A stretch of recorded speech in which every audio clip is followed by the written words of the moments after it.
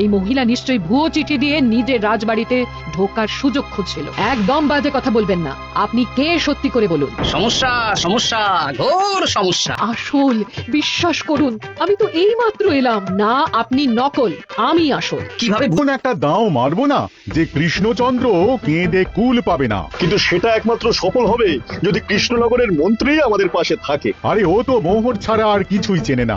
ওকে খবর দিয়েছি এক্ষুনি এলো বলে। রাজামশাই, কৃষ্ণনগরের মন্ত্রী এসেছেন। ওকে ভেতরে পাঠিয়ে দাও।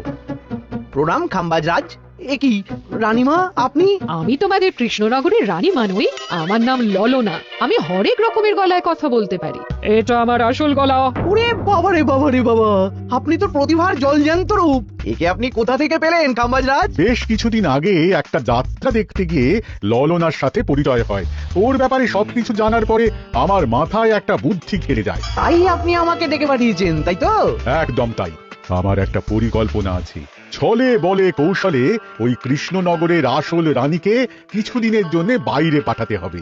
আর সেই সুযোগে সেসব দায়িত্ব আমার ওপরে ছেড়ে দিন। আমি নিজের দায়িত্ব নিয়ে ললনাকে কৃষ্ণনগরের রানীর সমস্ত আদব কায়দা শিখিয়ে দিয়েছি। এখন শুধু আমি বাকি ব্যাপার নিয়ন্ত্রণ করব। এখন মহারাজ বাৎসরিক হিসেব নিয়ে ব্যস্ত, তাই রানীমা চলে যাবেন আর তার বদলে ঢুকবে ললনা দেবী। তাহলে আর দেরি কেন? আজ রাতেই বেরিয়ে পড়ো।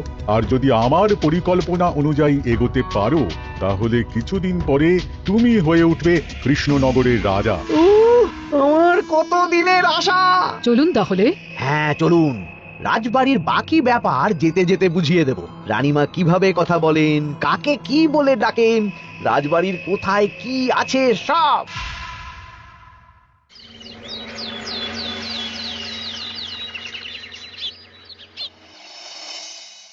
কি গো গিন্নি, জ্বরটা নেমেছে? এই জ্বরটা কমেছে, কিন্তু শরীরটা খুব দুর্বল গো। তুমি পারলে ভাতটা রান্না করে রাজবাড়ি যাও। আমি বেলার দিকে এই কিছু একটা তরকারি করব। না না গিন্নি, তোমাকে এই শরীরে রান্না করতে হবে না।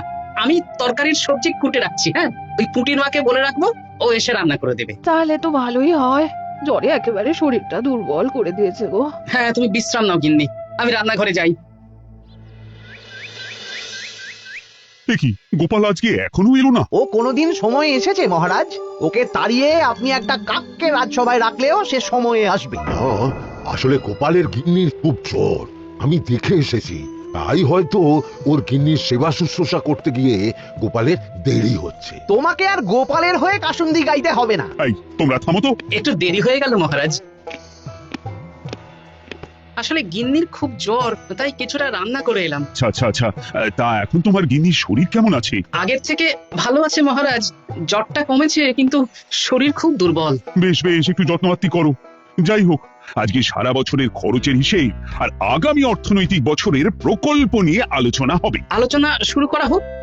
বিগত অর্থনৈতিক বছরে বিভিন্ন খাতে মোট খরচ হয়েছে 15,700 মোহর, আর বিভিন্ন কর বাবদ উপার্জন হয়েছে 22,000 মোহর। তাহলে তো মহারাজ ভালোই লাভ হয়েছে। এবার আমাদের দিকে একটু নয়ন মেলে তাকালেই হয়। সেসব তো দেখবই, কিন্তু তার আগে আমি মন্ত্রীর সাথে বিগত বছরের সব খরচ নিয়ে হিসেবে বসবো। হ্যাঁ, বেশিরভাগ দায়িত্ব তো মন্ত্রীমশাইয়ের কাঁধেই থাকে, তাই উনি কোনো হিসেবে জল দিয়েছেন কিনা সেটাও পরখ করে নেওয়া যাবে। এত কাজের চাপ যাচ্ছে কদিন, শান্তিতে ঘুমোতেও পারছি না। মন্ত্রী, তুমি আজ বিকেলে রাজবাড়িতে চলে এসো। বিগত অর্থনৈতিক বছরের হিসেবগুলো একবার দুজনে বসে মিলিয়ে নেব। আচ্ছা মহারাজ, যা করার তাড়াতাড়ি করে নিতে হবে। এখন দেরি করলেই এই বছরের প্রকল্পগুলো শুরু করতে দেরি হয়ে যাবে। মহারাজের জয় হোক। বলো প্রহরী, তুমি কি কিছু বলবে? মহারাজ, একজন কালো চাদর মুড়ি দেওয়ার লোক এলেন আর আমার হাতে এই চিঠিটা ধরিয়ে দিয়ে চলে গেলেন। এই গরমে চাদর মুড়ি? অদ্ভুত লোকটা। কি রে বাবা? সর্বনাশ! কি হলো? তোমাদের রানীমার জ্যাঠামশাই খুব অসুস্থ, তাই পরিবারের সবার সাথে দেখা করতে চান। ও মা গো! আজ সভা এখানেই শেষ। এইবার শুরু হবে আসল খেলা। কি বলছেন মহারাজ? হ্যাঁ রানী। আমাকে এক্ষুনি জ্যাঠামশাইয়ের কাছে যাওয়ার বন্দোবস্ত করে দিন মহারাজ। কিন্তু রানী, তোমার জ্যাঠামশাইয়ের বাড়ি কৃষ্ণনগর থেকে ঘোড়ার গাড়িতে গেলেও তো 1.5 দিন সময় লেগে যাবে। এদিকে আমার এত কাজের চাপ। আপনি বরং কয়েকদিন পরে আসুন। আমাকে এক্ষুনি যেতে হবে মহারাজ। বেশ বেশ, আমি তোমার যাওয়ার ব্যবস্থা করছি। সাবধানে যেও রানী, আমি 2-3 দিনের মধ্যেই আসছি।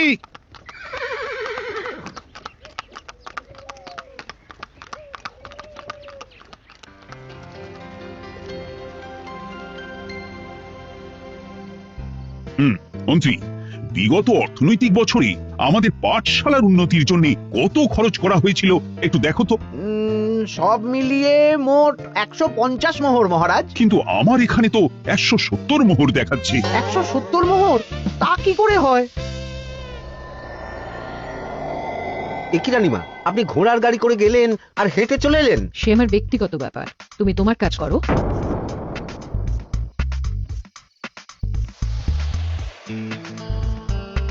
এ কি রানী, তুমি চলে এলে? আমার শরীরটা খুব একটা ভালো লাগছে না মহারাজ, পেটটা কামড়াচ্ছে, তাই সহিসকে বললাম ঘোড়ার গাড়ি নিয়ে জ্যাঠামশাইকে দেখে আসতে, আর আমি বাড়ি চলে এলাম। ও সহিস এসে খবর দেবে, তারপর আমি আর আপনি দুজনে একসাথে যাব। বেশ বেশ, ঠিক আছে রানী, তুমি বিশ্রাম নাও। বিশ্রাম না, আমি একটু স্নান ঘরে যাব, পেটটা কেমন মোচড় দিচ্ছে। মহারাজ কিছুই বুঝতে পারেনি, মজা জমবে।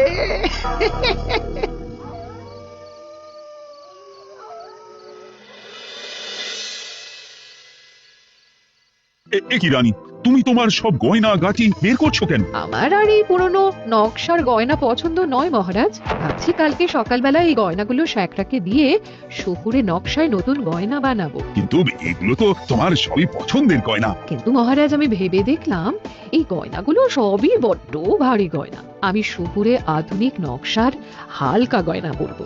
এমনিতে জ্যাঠামশাইয়ের শরীরটা ভালো নেই, মনটাও ভালো নেই, ও পেটটা কেমন মোচড় দিচ্ছে, আমি আরেকবার স্নান ঘরে যাব।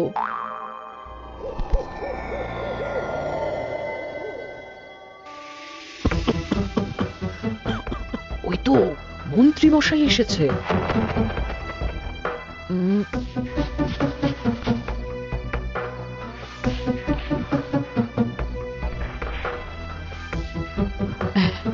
এই রাজ্যে গোপাল আমার শত্রু, কালকে থেকে গোপালকে খাটাবে।